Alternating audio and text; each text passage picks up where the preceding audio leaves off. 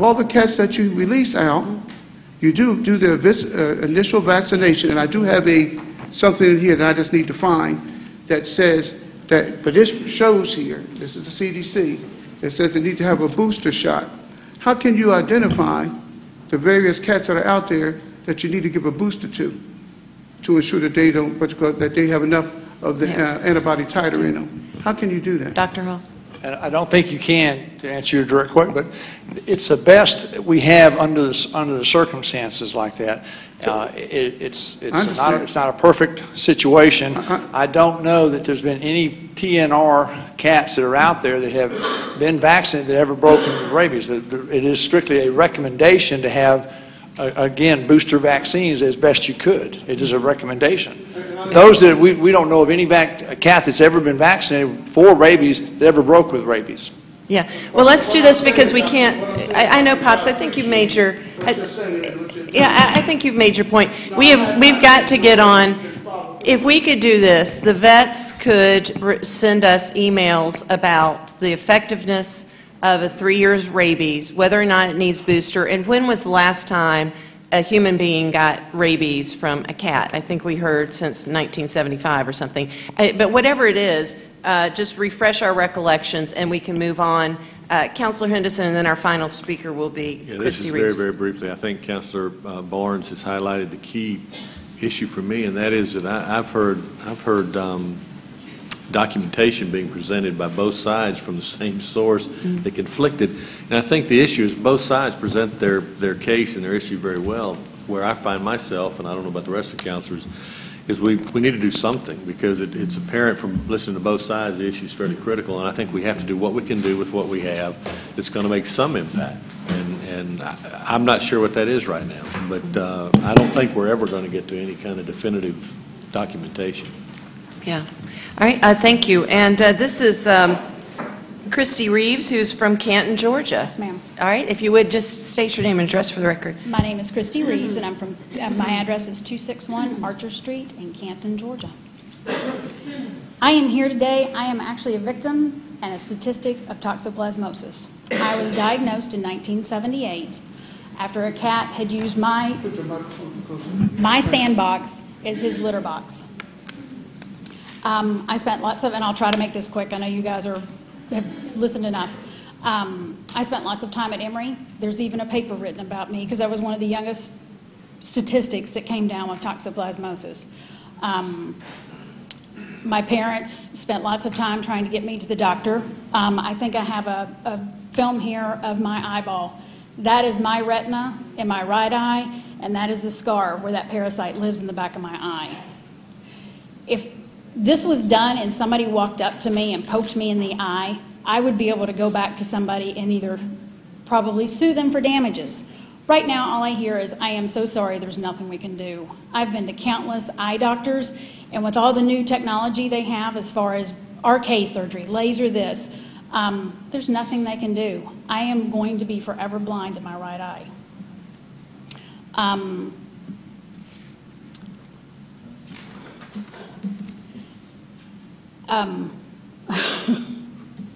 This was all done with somebody who let their cat wander. It was an irresponsible cat owner, and I love cats. I've had 7 in my life. They are incredible animals. All of mine have been inside, and they were cherished pets. This is not a disease that will ever go away. It's basically going to be, one day it's going to find out whether it's him or me. He will, when my immune system gets weakened, or if it's a stressful day, he can come back out and he can invade my kidneys, my liver, my heart. And I will no longer be here. All because of a cat owner who didn't want to put their cat inside. And my cats have stayed inside. I'm a responsible pet owner. My vision, when they originally, most people's is 20/20. Mine, when I was diagnosed, was 20/2600. Right now, I'm looking at 20/2100. For someone to say that this disease does not affect people, it does. It affects me. It affected my family. It affected my husband. And it's a health issue that I'm going to have to live with for the rest of my life. So please take that in consideration when you're thinking about this. Thank you. Any questions? As the mayor said, that was to be our last speaker. on the cat issues. And I don't have a copy of the agenda for the next. Our next session is supposed to be the mayor doing the thaw of the freeze. And she's back. It's okay. 3 hours is a long time, so appreciate you all sitting here. Again, I want to thank everyone who's come in far and wide to share with us this information. Don't let it be said that Columbus, Georgia didn't thoroughly vet the issues involved with cat population. I do want to say that I know everybody's taken this into consideration. I want to make it clear, just personally speaking, since I did introduce the program some years ago, I'm happy that everyone believes it's a compassionate program or knows that it's a compassionate program. My sole reason for doing it is I thoroughly believe it's good policy in population management and disease management. If that's not proven to be true, I'm open to other other suggestions. So thank you all for coming, and if you would please get any information that you were not able to provide today to council. Our email addresses are on our website at columbusga.org. Thank you so very much, and we'll move on to our consent agenda, which is 2 resolutions to excuse both Councilor Mike Baker. Okay, well, we'll have to wait till we have a quorum. Perhaps put it on our next agenda. Next, we'll move on to thaw the freeze, which is an issue we have visited before. I'm going to go through it quickly, but not in any way to inhibit conversation or discussion. We do have Dr. Benjamin Blair here, who's been with us now for about 2 hours. Appreciate your time and commitment to the city. And he is here to answer your questions, should you have any, related to this matter. Yeah, if we'll just ask you all to please keep the conversation down until you can exit the room. Many counselors have come to there we go, to some of the forums we've been having, the debates we've been having, but this is an issue we have been discussing for some 5 years as it relates to this particular proposal, and certainly long before that as a tax system in the community. Just to recap, we have a tax system which is an absolute valuation freeze on property, real property taxes. That was approved by referendum in 1982. It was upheld by referendum on the issue of whether or not it should be completely lifted on a particular date or not.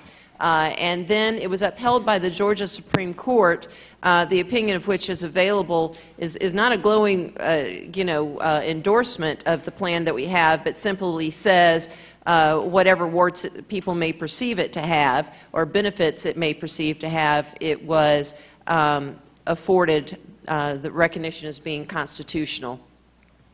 I personally believe the freeze is a pact. People have planned their lives and retirement around a particular tax system with the particular effects that it has, and so I don't believe that it is viable, politically viable, or certainly the moral thing to do to lift it completely and change the reliance of citizens. In addition, this proposal that we're discussing here was actually something that was vetted by a Revenue Review Commission and proposed, and then has been involved in all of this public conversation, but it has never been voted on before. So that's a myth we hear quite often. A new slide that I don't know that many of you all have seen is something our Chamber of Commerce has developed through a consultant and is really quite interesting. It shows that Columbus, Georgia, as compared to similar cities, Augusta, Chattanooga, Huntsville, and so forth, has grown at a really suppressed rate over the last 30 years. And this is interesting because that is precisely what the studies suggest will happen if you have a valuation freeze on your property taxes. There are different kinds of valuation freezes. Many are caps. Most are caps. We may be the only absolute valuation freeze. There are others that are similar to ours, but only a handful, and they are slightly different. But usually when you're talking about valuation caps or freezes, you're talking about caps, saying that your valuation can only change so much a percentage a year. And I just wanted to show that this demonstration of our suppressed growth as compared to other communities that have similar demographics, similar what would be perceived as systemic issues like poverty and so forth, we definitely show that differential that would be explained by the premise that property valuation freezes depress growth. This is also true. Another systemic limitation of our community is that we are not on an interstate. And that would certainly be something that could be shown against comparative cities to suppress your growth. This chart actually shows other comparable cities that are not on an interstate. And you can see that remarkably Columbus's growth is suppressed again, which would be an evidentiary point that perhaps it's our tax system, which would be a systemic issue. 30 years of data to determine the effectiveness of property valuations, caps, and freezes. There have been universities and institutes which have looked now since Proposition 13, which, by the way, is not an absolute freeze. It is a cap, a 2-year cap, a 2% cap. But since that time, when valuation freezes came into vogue, we've been able now to look at the comparative data to those communities and find these conclusions. One, that valuation caps do not cap city budgets. They haven't done that in any of the jurisdictions in which they exist, and ours was $50 million when our budget was $50 million when we adopted the freeze, and now it's $265 million. Valuation freezes do not protect seniors or others on fixed incomes. It benefits only immobility. People who have lived in their houses for 10 years or more are considered to be immobile, and it benefits only people who have lived in their homes for a long period of time.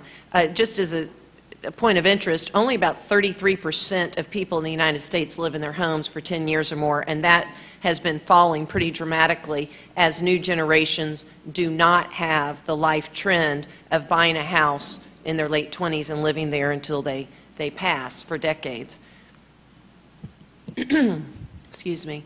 Valuation freezes do not help families in tough economic times. We've seen this recently. I'm sure those on council have heard from their constituencies that when property valuations fall as a result of a recession, as we've recently been in, we continue to tax people on property value they can prove they no longer own. And there's a sense of unfairness about that, and sometimes it can be tens of thousands of dollars. We had one woman quite dramatically stand up and talk about her home she purchased in Mohina Woods for $250,000. She can now prove with certified appraisals is worth about $180,000, and we continue to tax her on $250,000. Valuation freezes have been statistically shown to depress the tax digest and to impede economic development. It has an ancillary effect of raising other taxes, such as occupation taxes. We have the highest occupation tax in the state of Georgia, and also does tax commercial investment properties disproportionately when you compare us to other communities, which can inhibit investment, job creation. It inhibits transparency, as it does tend to push around to other taxing opportunities, such as the occupation tax and sales tax and so forth. It creates tax inequity. This is something we hear very common in our community as people talk about the fact that they live in a neighborhood built by the same developer in the same year on the same property size with the same footprint and floor plan, and yet they pay widely disparate amounts in taxes, sometimes $300–400 a year compared to $2,600 a year. And lastly, as the Georgia Supreme Court recognized, it constitutes a welcome stranger tax, which is a tax that has the effect of taxing at a higher amount those who have come into your community to purchase a home. It also, of course, you don't have to be a stranger. Anyone who has a transfer will be taxed at that higher amount simply because those people who are experiencing the most recent transfers are the people carrying the tax burden for those who are being subsidized by this tax system who have indeed owned their house for longer than 10 years. So the proposal that has been put forth and discussed at these various forums and by the Tax Review Commission, or the Revenue Review Commission, is that the property tax freeze will be kept as to those that have it. It will simply be retired, and then there'll be a new system created in which all new transfers vest and will be evaluated at the fair market value, which is the system that the vast majority of jurisdictions in the state and in the United States have. However, in the new system, these future transfers will receive an increased tax break in the form of $20,000 in homestead exemption.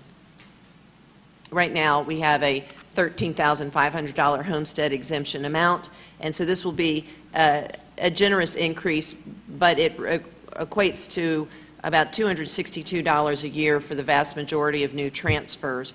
It's a trade-off for what citizens do speak about and recognize fully is the uncertainty of not having your taxes locked in. So it's basically a proposed investment in a new tax system which allows our revenues to grow at the rate of the value of the property that we are taxing. This would, under really worst-case scenarios, and this is why Dr. Blair is here if anyone has a question. CSU did a study for this proposal, was requested by the Revenue Review Commission to look at what the actual effect with this would be. I was concerned that there would be suggestions that we ginned up the numbers somehow, and so the Commission specifically asked that he assume and use actual recessionary numbers and also the recessionary growth rates, which he can speak about. But under those circumstances, again, imagining that we don't have better numbers of transfers or higher rates of growth or things that we certainly hope that we will, this would be the cost to the city over a 4-year period. So that's cumulative. That's not an annual amount. That's a cumulative amount of $440,000 for the tax break. If we do better in the rate, in the sense of growth or transfer rate, then that cost would be reduced. Over 15 years, the net gain of this system would be $2.3 million. And just to give you some perspective, had we adopted the sunset aspect of the proposal in 2003, the city could lower its millage rate by 3 mills and still collect today's revenues. So that is an indicator that the council, the governing body, could have more flexibility in how it collects the revenues it needs to provide the services the citizens are demanding. Also with the school district, which we have spoken to and have also attended some of the forums and community meetings, that it would be almost a $600,000 under the worst case scenario, recessionary scenario, cost over 4 years. Again, that's cumulative, but a $3.1 million net gain over 15 years. And again, had the school district or had this community adopted the proposal of a sunset in 2003, that aspect of the proposal would have netted the same revenue with a 4 mil decrease. We do have, I think it's the 3rd highest millage rate for schools in the state of Georgia, just for your informational purposes.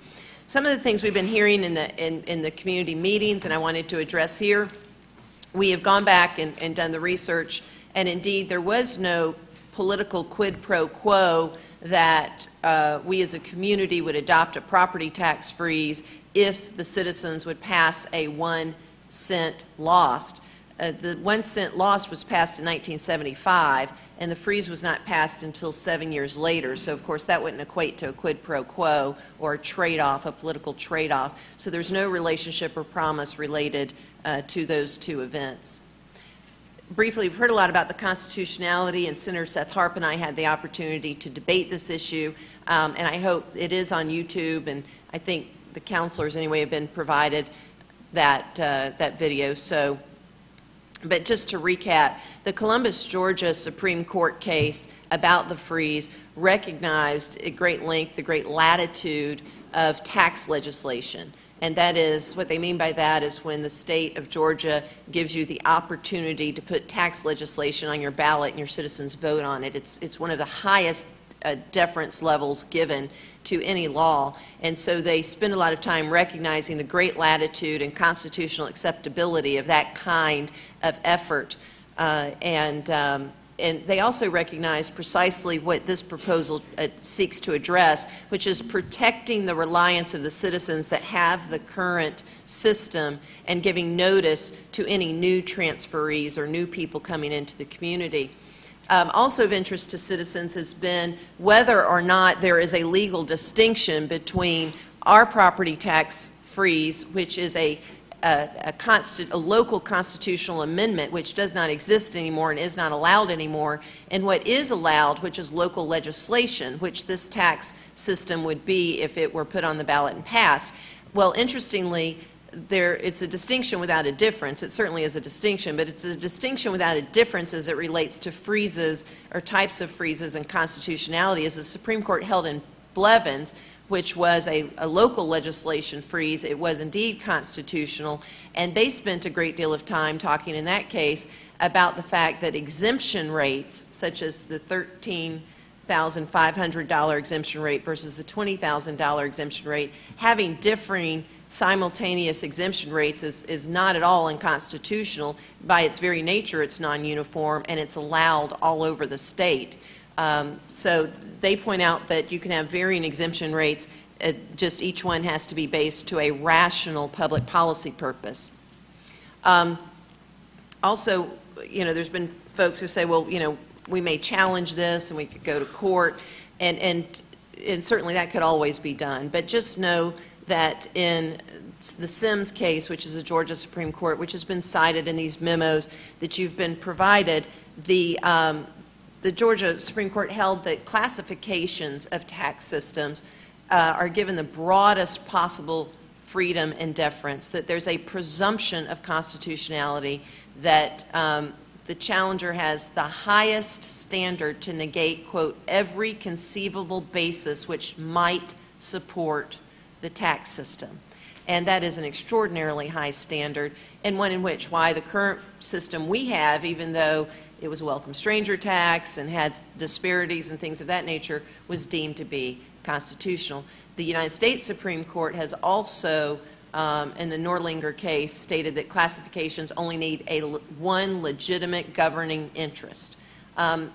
It's been raised that there may be an objection to having two tax systems at one time, and as a general principle, you can't have two tax systems which citizens can opt into A or B, and that's not what this proposal is. This proposal has a retired tax system and an existing tax system. So if you are a new transferee, you cannot get into the freeze system. And people in the freeze system cannot get out of the freeze system unless they transfer to a new property. And this is exactly the system we currently have with automobiles, which is an ad valorem tax system, much like property tax system.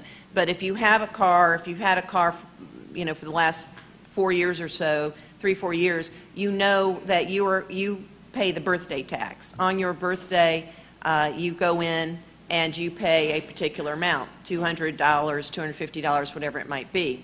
If you've bought a car in the last year or two, you know that you paid your tax at the time of purchase. You could not get into the birthday tax system. That system had been retired. People are still in it, but it's retired. Nobody else can get in, and that has not, it's so acceptable it hasn't even been challenged. There's been absolutely no discussion that a retired tax system related to an ad valorem auto tax is questionable at all.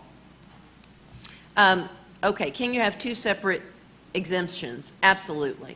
We have multiple exemptions right now existing in Muskogee County. We have the standard $13,500 exemption for property owners. We have a senior citizen exemption of $21,500, and that was imposed by local legislation, by the way, which is what we're proposing with this item here.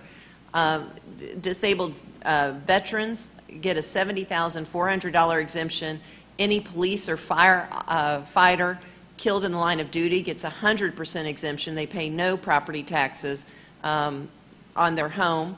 And military personnel killed in the line of action gets $43,000 in exemption. So there are multiple exemptions Each of those has a public policy purpose. We want to encourage people to serve the military. We want to encourage people to participate in public safety. And we want to help our senior citizens and disabled veterans. And so we can provide at least one legitimate interest. We also have urban service districts. There's a lot of discussion about you have to be absolutely the same as you tax all citizens. Well, again, not only do we have different exemptions, but we also have different urban service districts. We have, I believe, 4 in Muskogee County, and we tax citizens at different millage rates based on which urban service district they live in. And that, of course, has an articulated governing purpose.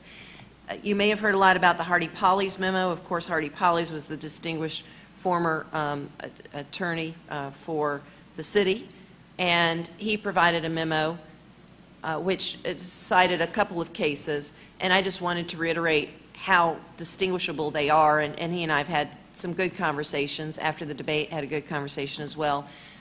So Griggs versus Green is distinguished from what we're talking about in that, in that case, the State Revenue Commissioner ordered certain counties to assess certain types of property at different rates. And the court held that unconstitutional because, one, the Tax Revenue Commissioner doesn't have the authority to set exemption rates or anything else. That has to be legislative and it has to be voted on. And also, it was fairly random. The Tarver versus Dalton case, the city exempted taxes in exchange for a property owner deeding water rights to the city. You cannot create a tax system for one person. The Hutchins versus Howard, the county officials pulled property tax returns and applied varying tax rates without investigation or assessment to various property types until they reached a desired overall revenue increase of 15%. That was considered arbitrary and, of course, was ruled unconstitutional. All of those are greatly distinguished from what we're talking about. Warren versus Schultz, 3 successive legislative repeals. That's where a legislative body, it was the state legislative body there, had repealed a law, then passed another law repealing that law, then passed another law repealing that law, and somebody suggested that the first one should be put back into place. That can't happen legislatively. But that's distinguished from what we're suggesting here. If indeed the citizens pass a new tax system and it's ruled unconstitutional, it will be void ab initio, as if it never occurred. That's, first of all, a common law legal principle, but secondly, we have added into the legislation which you've been provided that there is a non-severability clause, which states if any part of the proposal is declared unconstitutional, then the rest of it falls and it's void ab initio. So then you would only have the standing tax system that was ineffectively attempted to be changed. In fact, Mr. Polly's authority of Augusta versus Mangley actually supports that proposition. He cites it to support his proposal, but in fact, they're talking about a severability clause, the exact opposite, the 180-degree opposite of what we're talking about, and by their very analysis shows that a non-severability clause would be enforced in the first instance as consistent with common law. So after all of this, where do we end up? Really, the questions for the voters are which tax system best allows us to take advantage of our growth as it is right now. As we grow and invest in growing, new people move into our community or perhaps transfer their home, but almost immediately the amount of revenue they're paying for our services is frozen, and our cost of providing those services increases. Which tax system allows revenue to keep up with the cost of services? Which tax system gives us more flexibility to provide relief to the most citizens? We can do that through both the exemption that's been proposed and also through addressing the millage. Which tax system stimulates economic activity versus suppressing it? And I would submit by some of the information presented here as well as other information previously given to you that the proposal would do much more to stimulate economic activity. The process for adoption is that the council must first vote to place this on the ballot by requesting that of our Georgia legislative delegation. So as you can see on the legislative agenda, that this is one of the items we'll be asking you to approve, and that vote will take place on October 13th. The sunset proposal, if approved and placed on the ballot, will only then be voted on and would have to be approved by a majority of the voters. The proposal is that it would be placed on the ballot November 2016, which would be the highest number of voters we would have coming to the polls because it's a presidential election, and I think everybody would be interested in having the largest number of voters possible.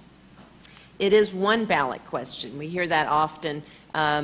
Is it 2 or 3 ballot questions? No, it's one ballot question which repeals the current freeze but replaces it with exactly the same freeze but sets a closing date, January 1, 2017, and that same question then creates a new fair market value system with a $20,000 homestead exemption. One part could not be passed without the other, and they are integrally related, which is the test for having one ballot question.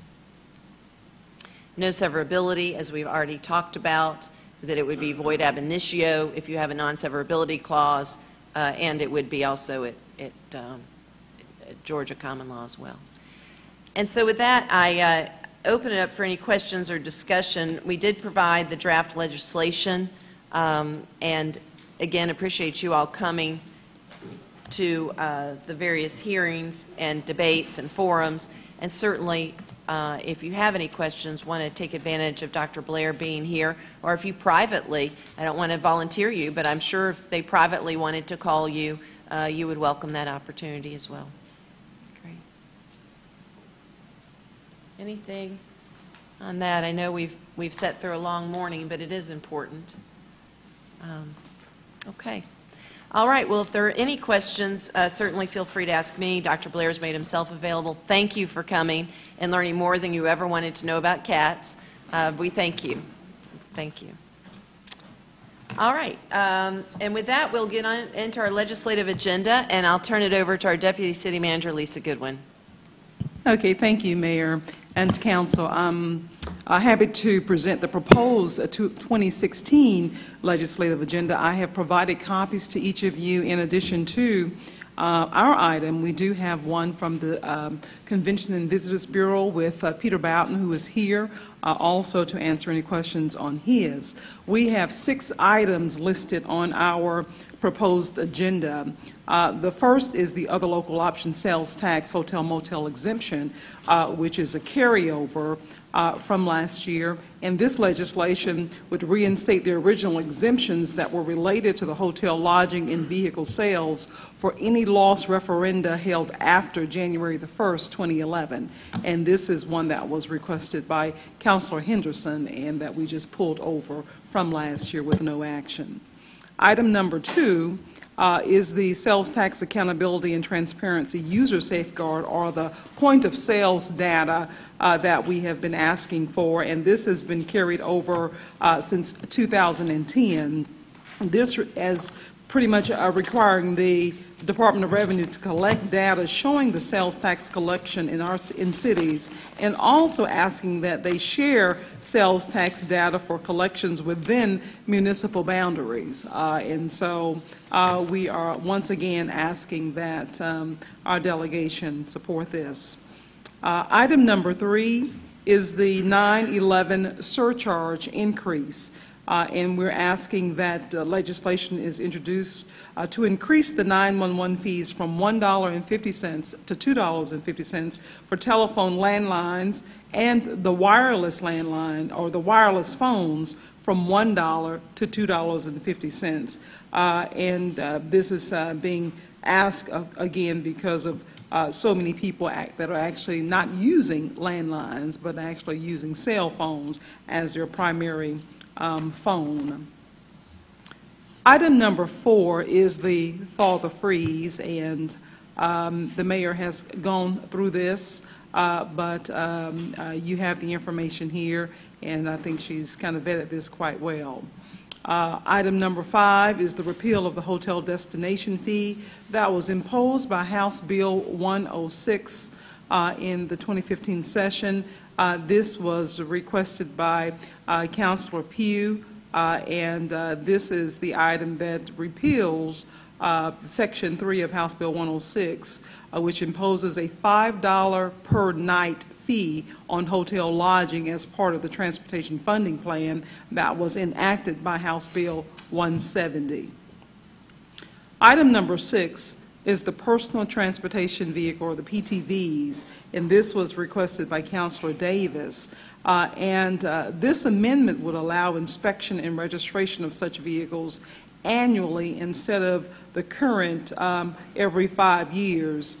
Due to state law, state law restrictions, the registration was only able to be required every 5 years, and he would like to see some legislation that would allow an annual registration due to safety of citizens where PTVs are permitted. Item number 7 is the legislative vetting period, and this was requested by Councilor Davis as well. And in the past, substantive amendments have been made to legislation immediately prior to the approval to incorporate provisions which had a significant impact on the interests of the community, which were not, they feel, openly debated and considered. And so that's why he's asking that this be handled through our legislative session this year. Any questions on ours before we bring Peter Boughton? Councilor Thomas. I don't have a question. I just want to caution our media partners, some of whom are listening to this and not in the room. I saw last night a graphic on one of the TV newscasts that said council seeks the hotel tax, and I want to caution everyone that we have not yet adopted any of these. These are all still proposed. I think that ultimately will happen, but please just be very careful that these are not at this point adopted by council as our legislative agenda. They are merely under consideration to be adopted. That's exactly right, and that's why we have, as you see on all the documentation, we're showing proposed. And so, you sometimes have to say it more than once. There you go. Yes, Thank you. Thank you. And with that, on October the 13th, we will bring all of the resolutions forward to council for consideration and approval. So again, these are proposed agenda items. The Hometown Connection and the legislative agenda will take place on October the 16th at the Trade Center from 11:30 to 1:30, where these agenda items will be presented to the delegation. And so with that, I'd like to call on Peter Boughton, who can just kind of share with you what his item is as part of this agenda. Good afternoon. Yes, it is. Thank you. Thank you for the opportunity to be with you all today. And as usual, the Columbus Convention Visitors Bureau would like to also be a part of the discussion with our state legislators about legislation or policies or procedures that may impact Columbus and specifically the hospitality industry. And you've got a copy of the legislative agenda that has been proposed by our state association in front of you. And rather than read it to you, I would ask beforehand if there are any questions and that we might address anything specific. We do share the same concern about the modification of the transportation tax on hotel rooms. So that is one common piece of legislation that we're asking our legislators to consider. But I would also, I received an email this morning that from our state association that indicated that perhaps the state legislators do not have an appetite for modifying this piece of legislation.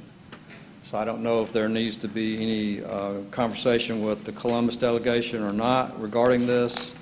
I'll be glad to share some additional information if it's appropriate, but that does concern us that they may not even be willing to entertain the idea of what is being asked of Columbus and/or the hospitality industry. So are there any questions about? Not at this time, Peter. Great. Thank you so much for all you do, and as council reads through these, I know, I believe, Lisa, you provided it at least last week, I think, but it may be that something jogs your mind, and staff certainly will try to hunt down any information you feel you need to have further discussion and vote on October 13th. So, thank you.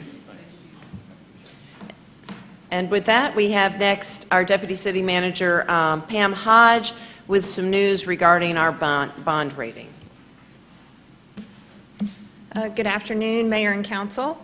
I also have with me today Courtney Rogers, who's with Davenport, our financial advisors. If you have any questions, he's available to help answer those questions. And I've passed out to you the bond rating update that we received from Moody's last week. They have returned us to a AA2 rating. We were a AA1 rating. Recently have returned us to the AA2 rating, which is still considered to be a very strong rating, but it is lower than where we were previously, which was in 2010 and in 2012. And I've passed out just a memo outlining what they have indicated as the major concerns that they have, which we've been talking about for numerous years, about the decline in our fund balance. And that's what Moody's has outlined as the reason for and the rationale for the change that they've made in our ratings. They do evaluate us on 4 different categories: economy and tax base, the finances, which includes fund balance and our cash balance, management, and then debt and pensions. So they do look at all different categories of our financial stability and our community, but this downgrade has been linked specifically to our decline in fund balance over the last several years, as well as the potential for some impacts at Fort Benning. They have some concerns about that and have expressed that in their rating report that I provided to you. And just looking back, some of the changes that have been made to the reserves from FY11 to FY15 have been for several reasons.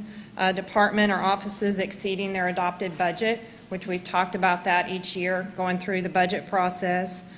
Continued subsidies to component units, the increase in the litigation reserves, rise in healthcare costs, and then relatively flat revenues, which we've talked about 5 years now going through the budget process as some of our challenges that we have moving forward. Reserves not only is important to bond ratings, which you can see by this change in our rating. It saves the taxpayers money when we get a more favorable interest rate when we're borrowing. But it also is especially important with cash flow to get us through the first quarter of the fiscal year. And we're at that point where we're really challenged to make it through the first quarter.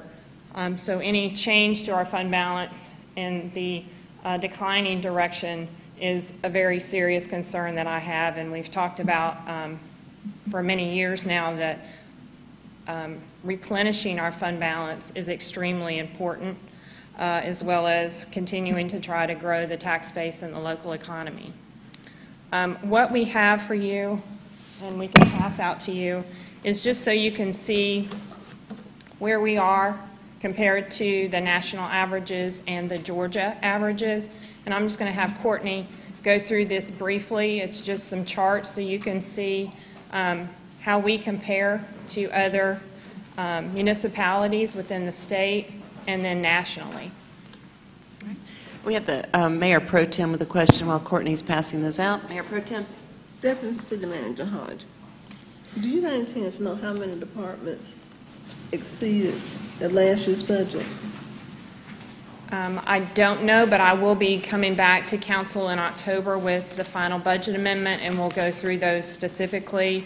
I think there's 3 or 4 off the top of my head, but I'll definitely give you the details on that. Okay, and I want to ask the budget chair too, what is our policy on departments exceeding their budget? I'm sorry. What is our policy on departments exceeding their budget? On the policy as it stands right now is we recently adopted it, that they had to come and just give us notification. And I think it was stated publicly by more than one member of council over the last month or two that we're at a point now where they may get some, not just some additional questions, they may actually get a decision to decline to cover those costs. It's reached such a critical stage. In the past, they would just spend it, and we would cover it. And we're not in a position to do that anymore. So that's why we've asked them appointed, whether they're appointed officials or elected officials. We don't discriminate between the two. They come up and just let us know of their challenges, and then this council makes a decision on whether or not to appropriate those funds, and has to find out where it's coming from. Okay. So we'll just spend a few minutes going through these charts, and if you have any questions, we'll be happy to answer those. So this is Courtney Rogers. Good afternoon. Welcome, Courtney. Good afternoon. Thank you. Good to be with you all again.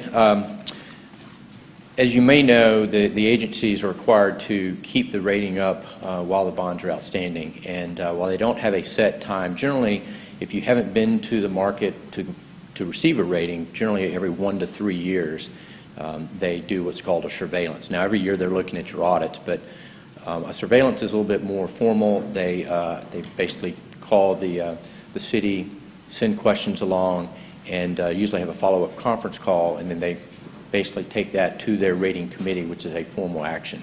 And that's what took place here. You might recall S&P did that last year, and we spoke a little bit about that. I will echo Pam's comments that the AA2 is still in the very strong AA category. So it's still a very, very strong rating. So that's a positive there.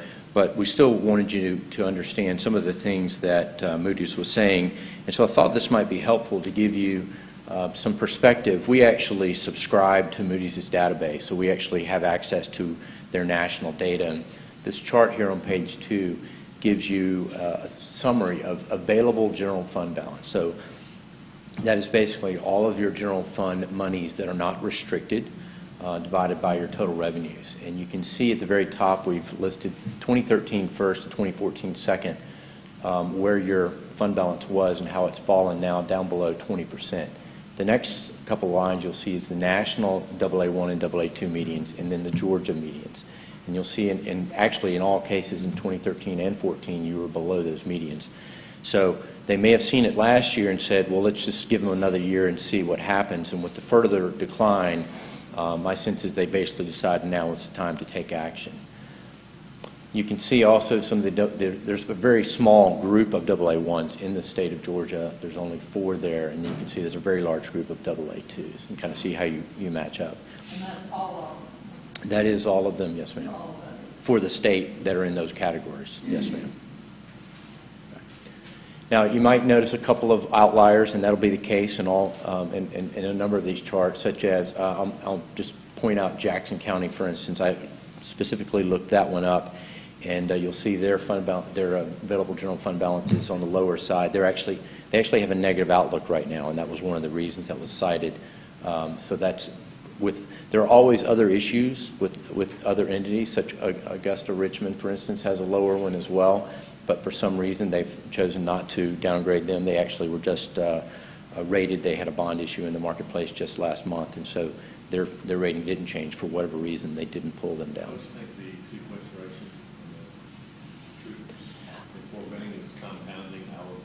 Yes, sir. We had a long discussion with the analysts about that, because one of the things that concerned us was that they said presumed cuts, and there obviously have not been any cuts yet.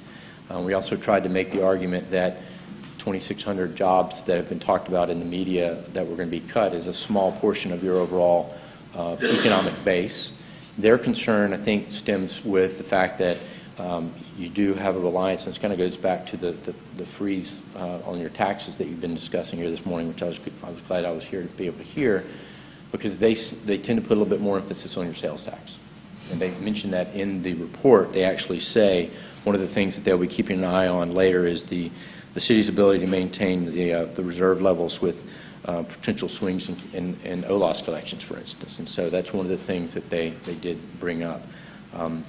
We fell on deaf ears a little bit on we made the comment, we said, well, if the cuts don't happen, are you going to increase this back up? And obviously that would basically might be something that's possible, but obviously one of the actions that will need to be taken is to increase the reserve levels, because that is the one thing they hit on the hardest.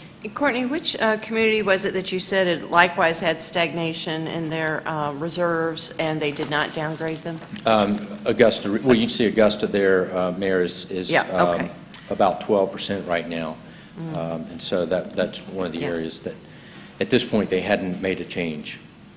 The next chart on page 3 is just another way. There's different ways of looking at fund balances. One of them is to look at the unassigned, which of course is the unspoken for, if you will, fund balance. And I will make the note that this is not cash. You all probably know that. In some cases, you may have a higher fund balance. The cash may not be there because you have some receivables or something like that. So there's a lot of underlying things that go on with these data points. But another way to look at it is unassigned. And Pam, correct me if I'm wrong, your policy is actually built on the unassigned fund balance, which is the 60 to 90 days fund balance, which is basically 18% being the lower end. And if I believe I'm correct, that we're currently just below our policy, which is another one of those items they look at and say, well, you have a self-imposed policy and you're actually below your own policy.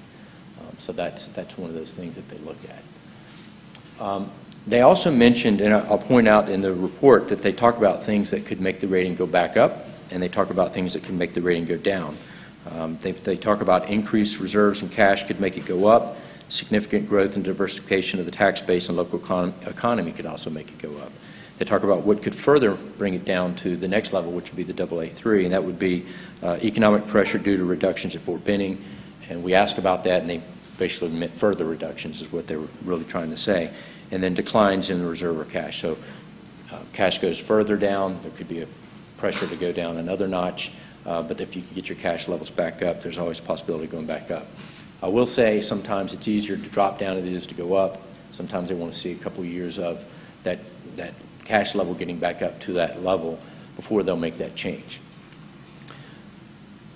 Talking about the economy, one of the measures, and this again goes back to some of the charts earlier I saw on the tax freeze, is looking at your overall economy and your tax base. Or in this case, they measure full value, not just your assessed value, because they're trying to compare you to other AA2 entities throughout the United States. And so they use full value per capita, basically taking your total value, 100% of your value, divided by your total population.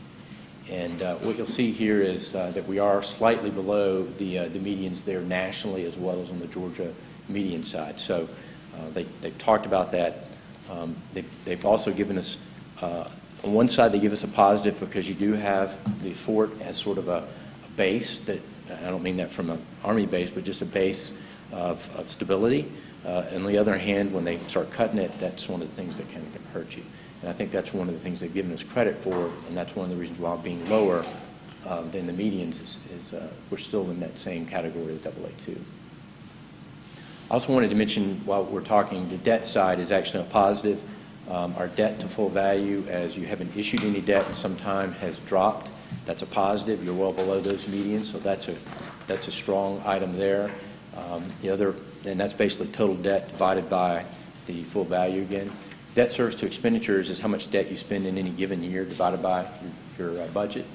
That's another positive. You can see we're below the national medians and below or right at the AA2 median, below the AA1 median. So those are positive things. They also mentioned our socioeconomic statistics are a little on the lower side. Per capita income, you can see, is below the national and Georgia medians, right at the Georgia AA2 median. So kind of goes back into putting us in that area. Median household income, similar there, below the national and the Georgia averages. And then unemployment is on the higher side. You can see it's a little bit higher than the national median, it's higher than the AA1, but right at the AA2. So So when they step back and they kind of take everything into account and see what's going on, they felt like that at this point in time, the city belonged in the AA2 category. It matched up better with their national medians, and thus the change they made. Happy, Mayor or other members of council, to answer any further questions you might have. Well, we appreciate you coming and appreciate this information. I assure you we will stew on it for some period of time, and we're always seeking to improve. Yes, ma'am. So thank you so much. All right, with that, if there's no further discussion or items to be heard, we will bring the consent resolutions back, or the resolutions excusing absence back on our next agenda. And with that, I'll entertain a motion to adjourn. Is there a second? All those in favor, please state aye. Great. Thank you all. We'll see you next time.